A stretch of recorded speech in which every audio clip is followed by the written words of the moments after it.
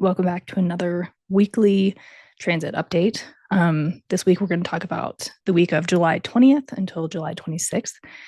I'm currently up in the mountains on vacation, taking a few minutes to record this episode. So hopefully, there'll be no interruptions, but you never know. So we're going to dive right into it. It's so interesting. So, the transits have really been revving up, and it's interesting that I'm kind of in this space of like quiet and peace and like up in the mountains. And I love being here. And it always brings me this sense of like connection with self and this desire to like be more connected with myself via meditation or just mindfulness and all these different ways. And it's always when I'm up here as well that I kind of initiate this like time of sobriety.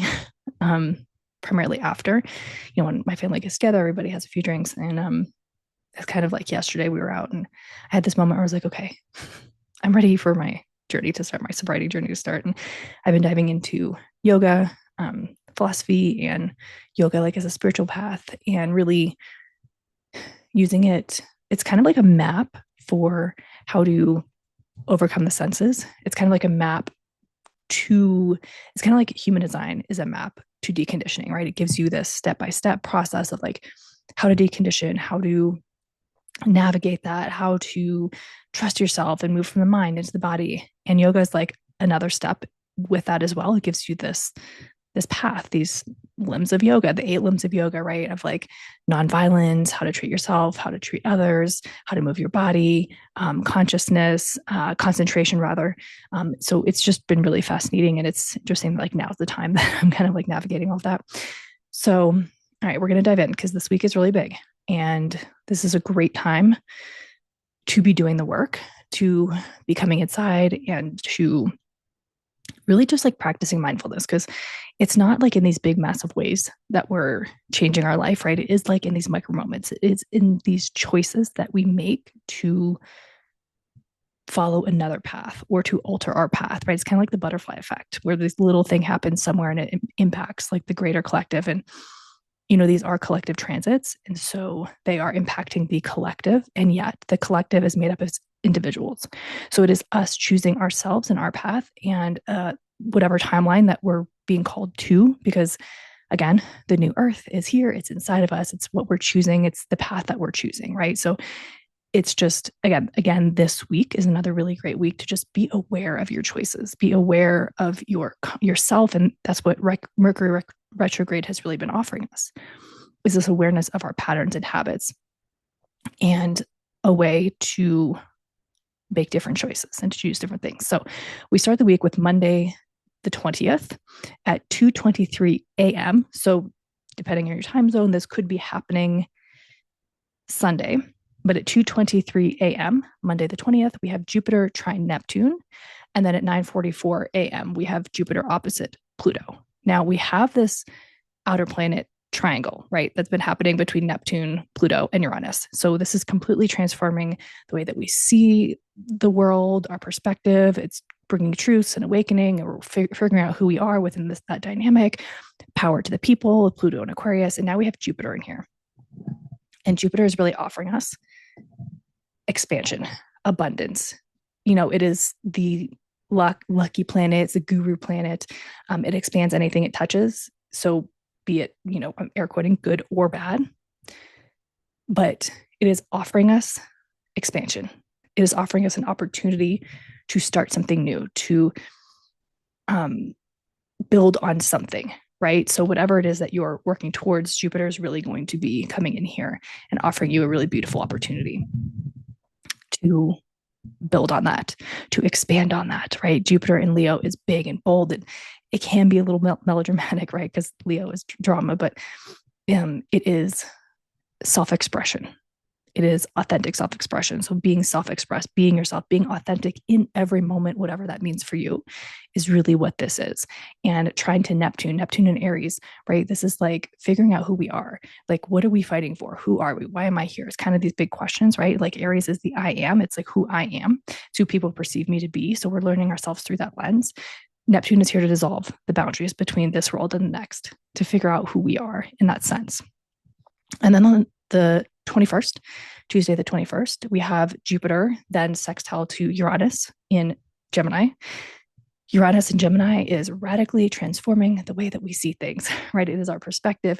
It is social media. It is communication. It is like our close neighbors and friends and things like that. And so we're awakening to truths. We're seeing truths that we might not have seen before. This is a massive, radical perspective shift. And again, Jupiter and Leo is expanding on that. It's asking us to express that, to share, right?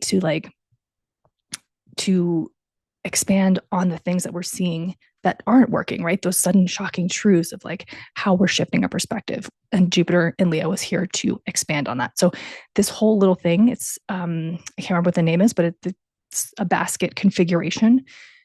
There is a astrologer who did predict, who was talking about this, and I can't remember his last name, starts with a B, Bestalt, maybe. I think that's what they're calling it, is the Bestalt basket. If I got his name wrong, forgive me, but I think it does start with a B. And so this is like a really this week coming into next week. So this is what we talked about with the transits for this month. They are massive. There are things that we have never seen in recorded history. And astrology is the study of transits and patterns and cycles and things that have happened. And so when you have something like this that hasn't quite happened in this way before, it's big and it might feel challenging, because anything that's asking us to change and to do something new is always going to be a little bit uncomfortable. But this week and then next week, when we have Jupiter conjunct the sun, which is like the most benefic transit of the entire year in Leo, right, where the sun rules Leo. So, I mean, can't get much better than that. So that's going to be next week. But this week with Jupiter in Leo, right, I'm loving Jupiter in Leo as a Leo rising, a Leo moon. I'm just finding this time to be, well, I don't know. My car broke down on me, so I don't know what that means. But everything's working out and it's fine, right? So that's kind of the attitude of Jupiter and Leo, I guess. So anyway, okay, so that happens at 6:10 a.m. And then at 8:34 a.m., the moon moves into Scorpio. Scorpio's intense. Scorpio's deep. Scorpio's a little bit emotional, right? Like, doesn't necessarily want everybody to see that it's emotional, but it is emotional. It tries to hide it, but you can't hide it. Scorpio is just what it is. And then Wednesday, the 22nd, the sun moves into Leo. Now, the sun rules Leo. The sun loves to be in Leo. This is like its favorite place to be. And with Jupiter here, this is expansion. I mean, this is a really beautiful time to have fun, to be creative, to be bold. As we'll get into by the end of the week, when the nodes move into Aquarius Leo axis, it's also, Leo can be very prideful, egotistical. And so those are the things that we're trying to leave behind. But really, like, wherever Leo is in your chart, the sun is going to be highlighting that for the next month or so. And then on Thursday the 23rd, the sun is square to Chiron. Now, this is like, Leo and Taurus are fixed signs. So this is very stubborn.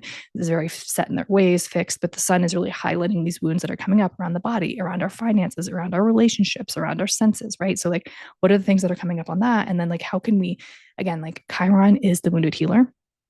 But Chiron, we can change our relationship to the wound, right? We can't necessarily change the wound, but we can change the way we perceive it. We can change the way we experience it. We can change our relationship to it to understand that. And as we help others or navigate that with other people, we're in turn like healing ourselves, but it's not anything that we can necessarily heal ourselves. So the sun is illuminating these themes that might be coming up around, again, health, the body rather, which in turn is health, like how you feel in your physical body, your senses, trusting yourself, finances, what's your relationship to your finances, what's your relationship to other people, all those things might be coming up with this. And then also on the 23rd, Mercury stations direct. So the two most intense parts of a retrograde cycle are when it changes directions. So it doesn't actually change directions, like the Mercury is not moving directions in the sky, it just appears that way. But the most intense times are when it stations retrograde and then when it stations direct. So we might be feeling a little bit intensity. And of course, with Chiron there, Chiron being our core wounds collectively, and then Mercury stationing direct. So it's a really great time to look at like what themes did come up over the last few weeks with Mercury stationing retrograde, because these are the things that are showing us, again, what's the quality of my life? What are the habits I'm repeating? What are my emotional habits and patterns? And so it's offering us to see those. And now we're given the opportunity with it being direct. It's still in its shadow phase until I think August 6th or 9th or something like that. But what came up and how can we choose something different? Right? We've seen our patterns. We've seen the things that are coming up. We've maybe seen the mother wound and like, how can we choose something different now when Mercury stations direct, and then the moon moves into Sagittarius. And it's just learning something new, reading something new, going somewhere new in your city. Even, I mean, if you want to take a big trip, fine, but like doing something new, adventurous, some sort of activity that'll nourish that part of your chart, that wherever Sagittarius is. And then on the 24th, we have Venus in Virgo sextile to Mercury in Cancer. So Mercury is direct, but we've just learned a whole lot. Mercury is communicating through the body in Cancer. It's our intuition. It's our emotions. It's the water in our body. And again, Venus in Virgo is really asking us, what are our values, and do our day-to-day habits support that? So when you look at these two combined, like this is supporting us in seeing where's the disconnect, where are my day-to-day habits not aligned with what I'm moving towards, what I want in my life, and how did Mercury just show us all of our patterns and habits that aren't serving us emotional or otherwise, and how can we now implement routines and habits that will support the new version of self, the values, the things that we're moving towards, our goals. And then on Saturday, the 25th, Pluto is sextile to Uranus. Or sorry, Pluto sextile to Neptune. So this is, again, they're all these outer planets at 4 degrees. And this is like the configuration, that little basket thing. They're all at 4 degrees.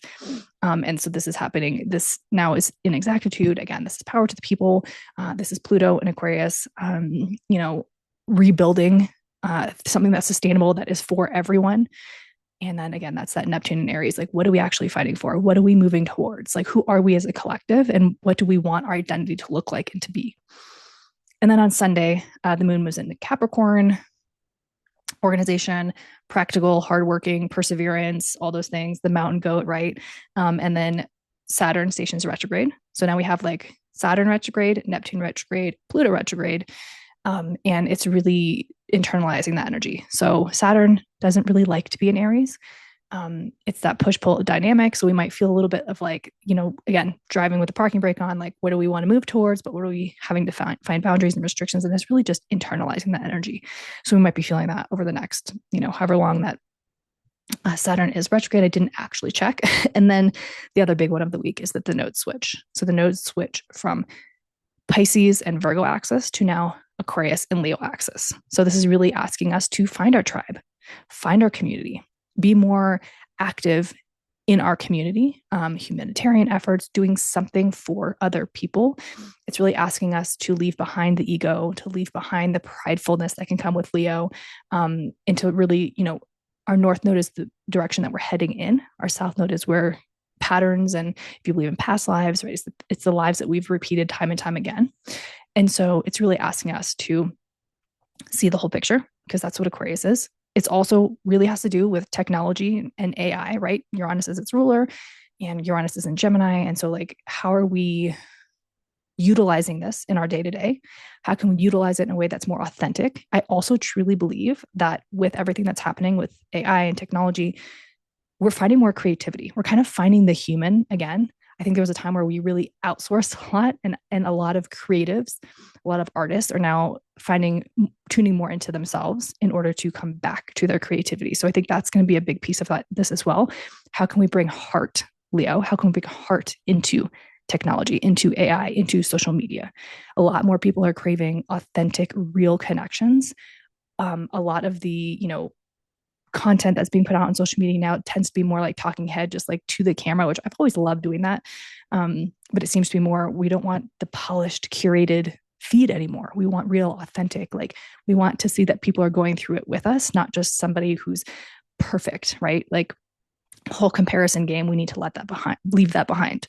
With the North Node in Aquarius, we also need to leave behind comparison and the need for external validation. Like, we need to be so authentic and self-expressed in that, because when you think about like Aquarius, right, it's like power to the people. It's Aquarius is kind of the weirdo, right? It's the weirdo of the zodiac, and it is like that because it's been so embedded in the system. So in order to change the system, to know what works and what doesn't, it has to be a little bit different. And it has to be authentic and stand on their own 2 feet. If Aquarius was so concerned about what everybody else was thinking all the time, it would not be able to make change. It would not be able to start revolution, rebellion, like nothing, because it would just be like, oh, okay, well, if you think that, like, I'll wait. Or, like, Aquarius has to be different. Aquarius has to be decisive and sure of what it's doing to make change like that, to make radical, complete, transformative change. And so that's what we're moving towards. So I'll be talking more about that. I'm going to write a post on the node change. So check the Substack. And we are doing a coffee chat either tomorrow or Tuesday. So I'm going to leave the link to sign up for the coffee chat if you want to. This is completely free. We're just a way to connect with each other, come together and just talk about the transits, like whatever's happening in our life. It's been really beautiful. The two that we've done, it's just like everybody that's there has really, there's so much through line between what so many of us are experiencing. So click the link below, join us, join Third Space. We have a full moon circle coming on the 28th. Next month, we're going to be doing a money by design little workshop call. And then we're also doing a frequency fundamentals, sort of frequency 101 energetics call as well. So join us in Third Space, join the coffee chat tomorrow. If you want a one-on-one session, a reading, I'm doing readings for what I'm calling destiny readings. So it's really just looking at the bigger collective transits and then your personal nodes, Pluto, and anything significant that's happening in your chart, your incarnation cross, all that to kind of like, I feel like so many people are seeking their purpose. Like they're feeling the shift, they're feeling the change, but it's like, what do I do now? Like what direction do I go in? What am I here to do? So that's what that destiny reading is for. Again, everything you need to know is down the show notes. Rate, review, subscribe, all the things. I'll be back on Thursday with a solo episode, which I will be recording in Colorado. So that'll be out on Thursday. So follow along and follow on social media at Rochelle.Christiane, ROCHELLE.CHRISTIANE, wherever you listen to or wherever you're searching. So TikTok, Instagram, Substack, website, everything is the same. I'll talk to you soon.